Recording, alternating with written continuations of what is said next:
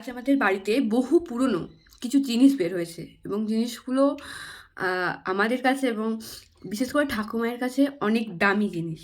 আজ চলো দেখাই। দেখাতে এগুলো হচ্ছে আমার ঠাকুমায়ের বিয়ের গিফট। মানে এটা নয়, এটা ঠাকুমায়ের বিয়ের আয়না, আর এটা হচ্ছে ঠাকুমায়ের বিয়ের গিফট। মানে আজ ঠাকুমায়ের বিয়ে প্রায় 51 থেকে 52 বছর হয়ে গিয়েছে, আর এত বছর পর জিনিসগুলো ঠাকুমা এখনও যত্ন করে রেখে দিয়েছে। তখনকার দিনে এগুলো সমস্ত কিছু ঠাকুমা মানে এতটাই যত্ন সহকারে রেখেছে, আর এতদিন পরে আমাকে দেখাচ্ছে। তো কেননা এগুলো যখন এতদিন পরে বের করেছে তখন এগুলো ভিডিও করে রেখে দিই আর আপনাদের সাথেও শেয়ার করি। এরকম আর কাদের কাদের বাড়িতে এখন এরকম করে জিনিসগুলো যত্ন করে রেখে দিয়েছে ঠাকুমারা বা মারা, একটু জানাবেন। অবশ্যই সবার বাড়িতে থাকবে। বিয়ের জিনিস মানে বিয়েতে গিফট দেবে বলে এখানে কিন্তু বিয়ের থিম করা আছে। এখানে তারপর এখানে সমস্ত কিছুতে বিয়ের থিম।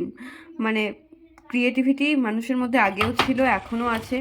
সত্যিই অসাধারণ।